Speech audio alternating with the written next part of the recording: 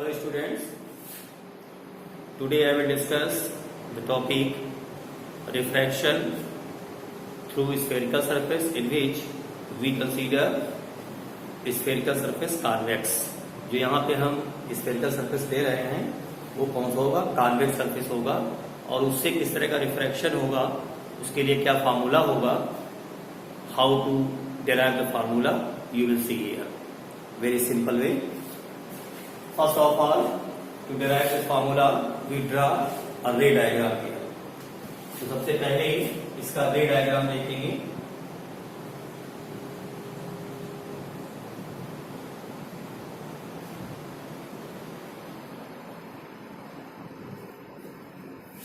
This is your convex surface and this is your pole। This S P S dash is the convex surface, P is the pole। First of all, draw a normal। This point C is called center of curvature here। The distance from pole to center of curvature is called radius of curvature, and the line joining PC on either of the side is called principal axis। This is your principal axis। ये आपका principal axis है। तो यहां पे देखिए जो रे diagram खींचेंगे उसको जरा ध्यान से देखिएगा।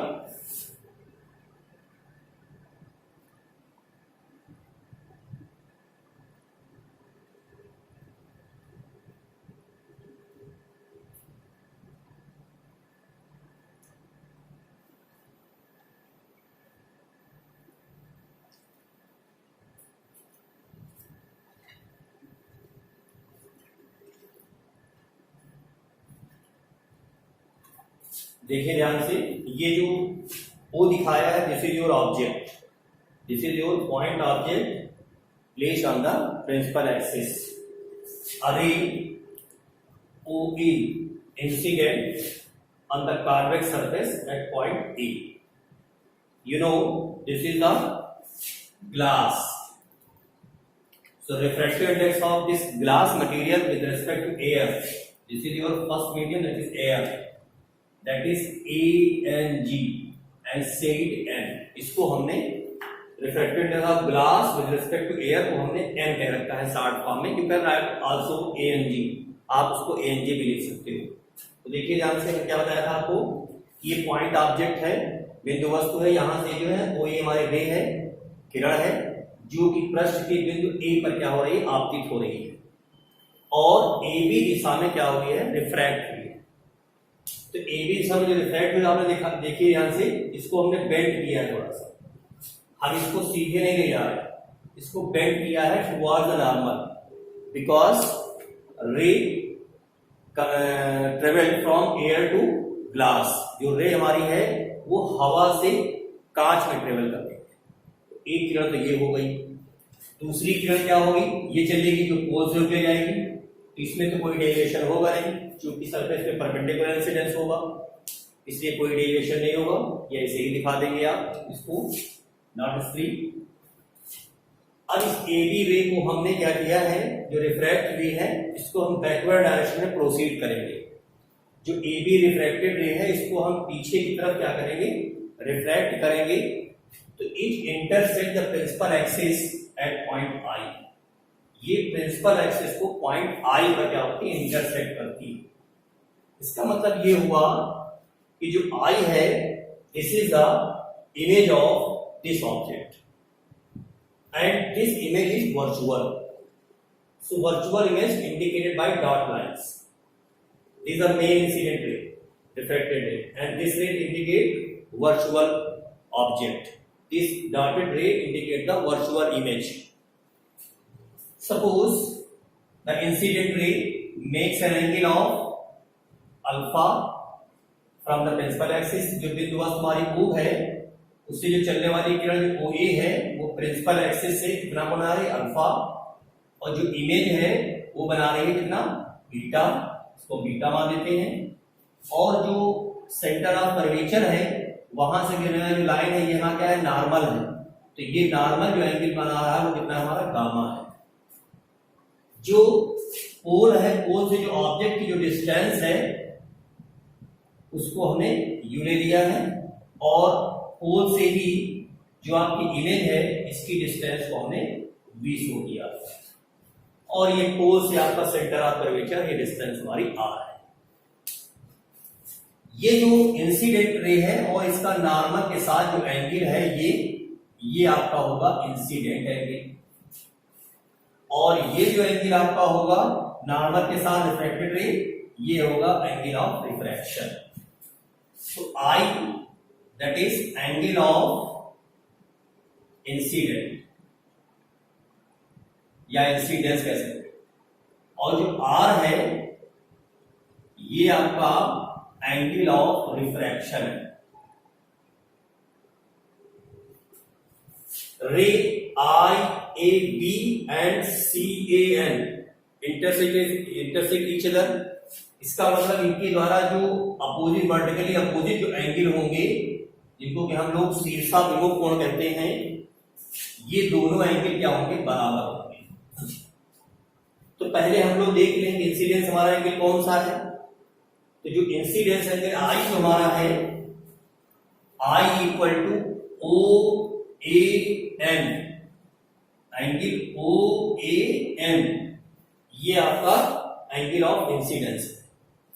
और जो एंगल R है आपका वो BAC है, एंगल BAC, और यही किसके बराबर है, जो BAC है वही एंगल बराबर है NAI, एंगल NAI। एक बार फिर से देख लेंगे, BAC ये एंगल ऑफ रिफ्रैक्शन है, और ये रे और ये दोनों रे वर्टिकली जो इंटरसेक्ट कर रही हैं, इनके द्वारा जो शीर्षा विमुख कोण होंगे वर्टिकली या कोई एंगल बराबर होंगे। इसका मतलब NAI ये एंगल हो जाएगा, इन दोनों R हो जाएंगे, ठीक है ना। तो ये दोनों आपको एंगल I और एंगल R पता चल गए। अब आप देखिए ध्यान से, ये जो एंगल I है आपका ट्रायंगल OAC के लिए बहिष कोण काम करेगा। Angle I equal to, write it in triangle OAC, in triangle OAC angle I is equal to sum of interior angle। Interior angle कौन सा है, अल्फा प्लस गामा। अल्फा और गामा ये जो इंटीरियर एंगल का जो सम होगा वो एक्सटीरियर एंगल के क्या होगा, बराबर होगा। Similar way in triangle IAC here, that is R is equal to, that is beta plus gamma, this beta and this gamma. So these I and R here figure are exterior angle, and these angles are sum of interior angle. So I equal to alpha plus gamma and R equal to beta plus gamma. Now since this phenomena is refraction, so use the second law of refraction, that means called Snell's law. Using Snell's law, so n is equal to, or say ANG is equal to sine of I upon sine of R. Since object is taken a point object, so angles will also be very small. Since I and R are too small, यानी कि जो I और R है ये क्या है, बहुत ही छोटे हैं, जिसकी वजह से क्या होगा कि जो साइन I है उसको अप्रोक्सीमेट I ले लेंगे, और जो साइन R है उसको अप्रोक्सीमेट R ले लेंगे। तो इस हिसाब से अगर देखें तो ANG की जो वैल्यू हमारी होगी वो क्या होगी, I बटे R होगी, और ANG को मैंने ले लिया है N। So here you can write N is equal to I by R। अब ये जो I और R की जो वैल्यू आपने फाइंड आउट की है, यही I और R की वैल्यू यहां पे रखनी। क्या निकाली थी I की वैल्यू? अल्फा प्लस गामा, और R की वैल्यू क्या थी? Beta plus gamma. तो देखिए हम वैल्यू प्लेस कर रहे हैं।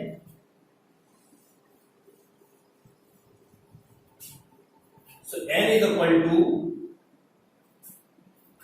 I, that is alpha plus gamma, upon beta plus gamma. So when you multiply, that is n beta plus n gamma is equal to alpha plus gamma. So n gamma minus gamma is equal to alpha minus n beta. So take gamma as a common here, n minus 1 is equal to alpha minus n beta. Take it equation number first, इसको आप equation first मान लेंगे। अब क्या होगा कि जो हमारी वैल्यूज हैं कौन कौन, गामा, अल्फा और बीटा, इनको फाइंड आउट करना होगा। इसके लिए we draw a perpendicular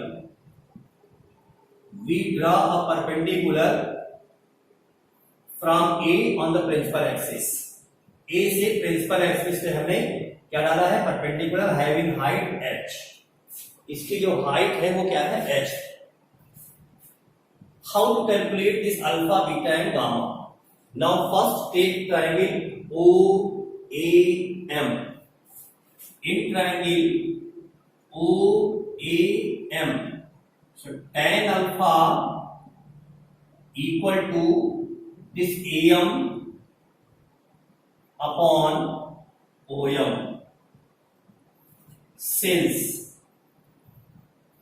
alpha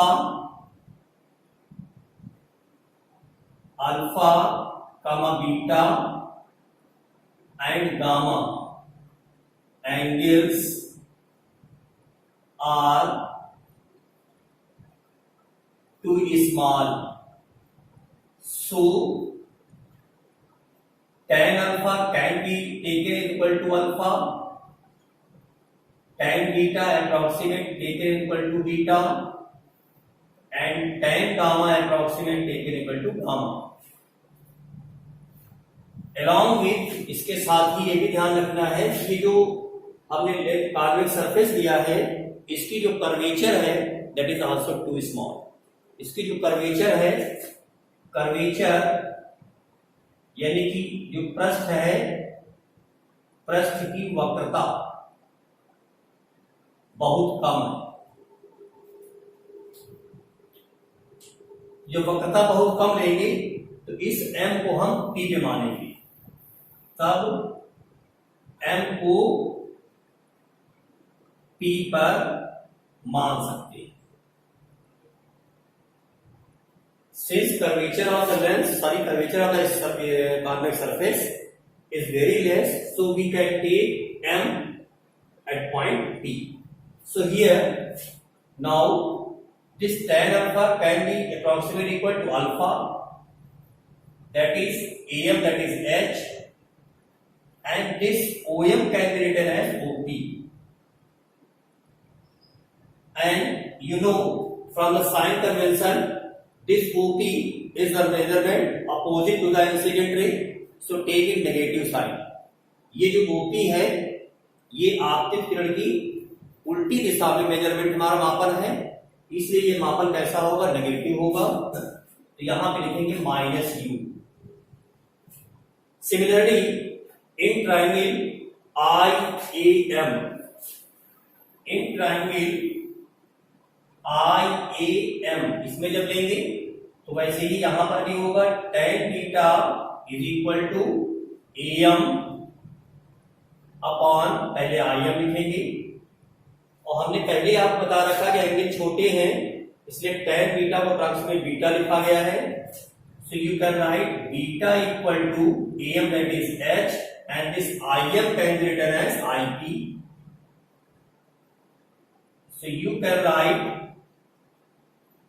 H upon, this is also minus V. This is the distance of image. Now in triangle CAM, in triangle CAM, ये जब ट्राइंगल लेंगे आप, इसमें क्या होगा, tan of gamma is equal to AM upon CM.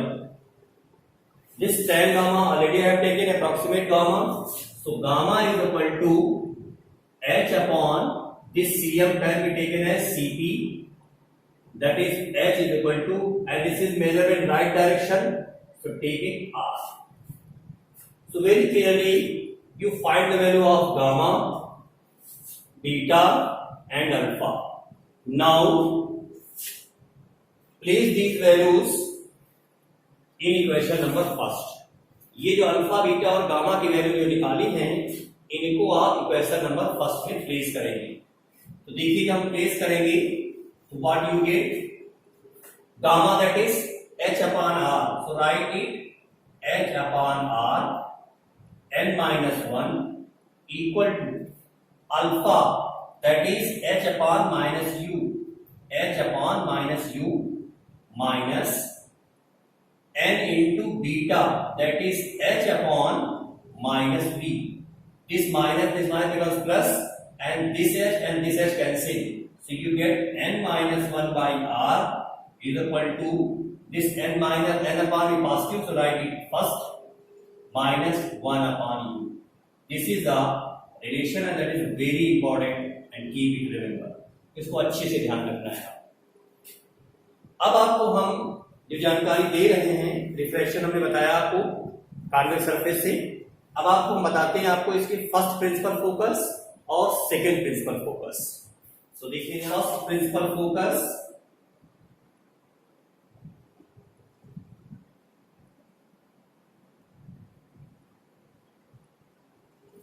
And second principal focus.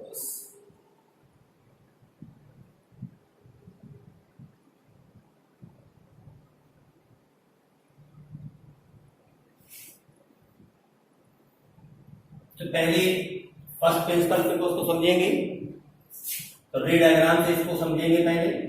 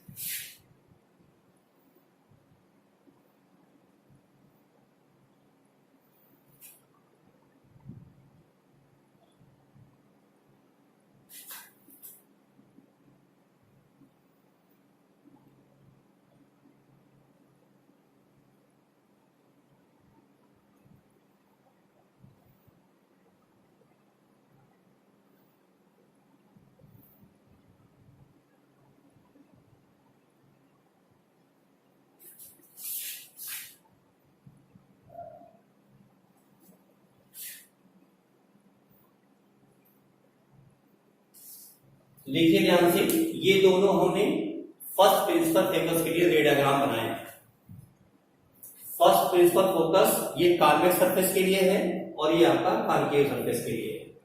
तो जो definition है वो ये कहती है कि गोलीय पृष्ठ जो हमारा है उसकी मुख्य अक्ष पर स्थित वह बिंदु जहां से चलने वाली किरणें, गोलीय पृष्ठ की मुख्य अक्ष पर स्थित वह बिंदु जहां से चलने वाली किरणें अथवा जिसकी ओर जाती प्रतीत होने वाली किरणें.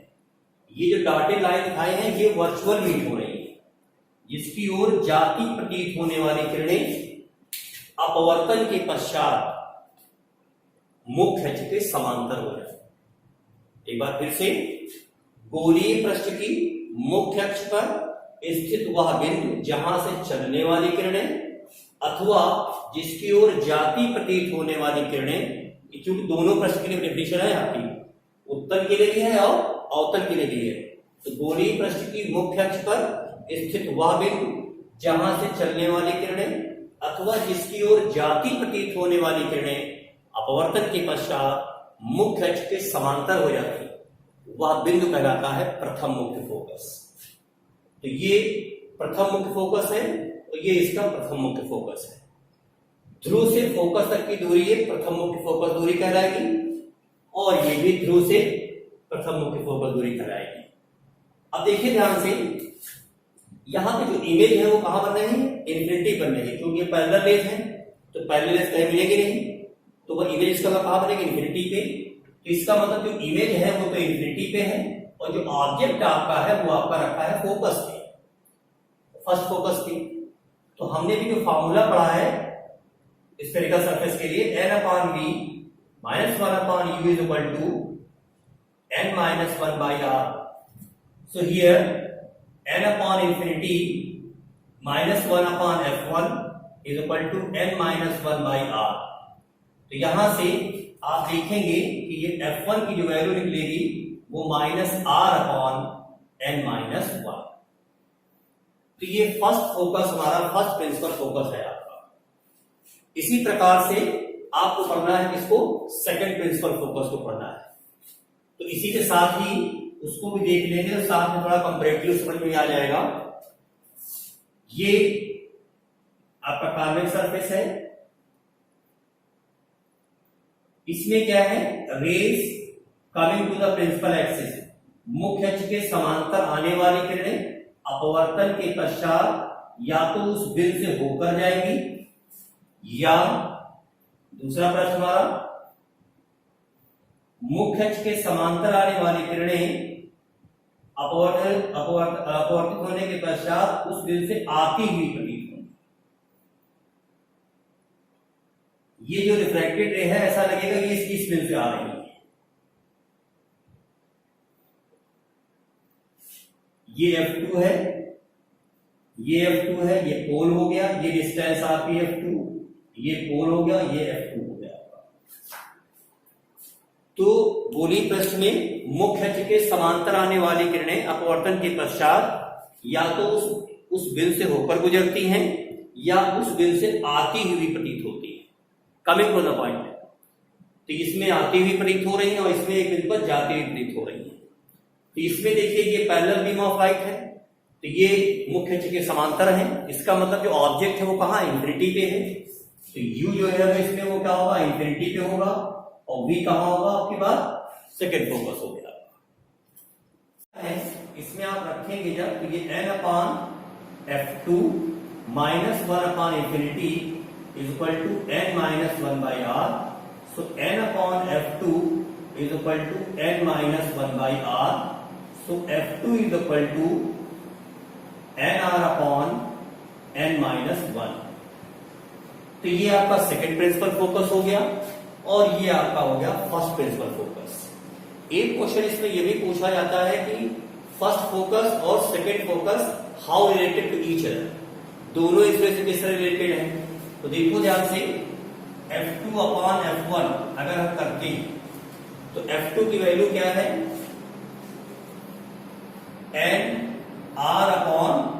nr/n-1 है, और F1 की वैल्यू है -r और n-1, जो नीचे पलट जाएगी संख्या। तो ये n-1 कैंसिल हो जाएगा, यहां से ये r कैंसिल हो जाएगा। तो आप देखेंगे ये कि आपको रिजल्ट मिलेगा F2/F1 is equal to -n, या ये कह सकते हो कि F2 is equal to -nF1। इससे हमको ये जानकारी मिलती है कि ये जो फर्स्ट प्रिंसिपल फोकस और सेकंड प्रिंसिपल फोकस हमारे होते हैं, ये दोनों एक दूसरे क्या होते हैं? अपोजिट होते हैं। फर्स्ट प्रिंसिपल फोकस और सेकंड प्रिंसिपल फोकस दोनों क्या होंगे? एक दूसरे के अपोजिट होंगे। अब देखो ध्यान से, इस n को, ये n क्या है? ये रिफ्रैक्टिव इंडेक्स है of the glass with respect to air. तो जैसे मान लेते हैं, सपोज तो आपको नहीं पता, माने इसका रिफ्रैक्टिव इंडेक्स हमारा n2 है और इसका रिफ्रैक्टिव कितना है? n1 है। तो इस n को आप लिख सकते हो क्या? n2/n1। तो ये भी फॉर्मूला लिख सकते हो क्या? कि F2/F1 is equal to -n2/m1। तो ये भी रिलेशन बोर्ड में पूछा गया है, कि how first focus, second focus related to refractive index. This is the refractive of first medium, and this is the refractive of second medium in which ray is going. So this is the important topic. You keep remember. Thank you.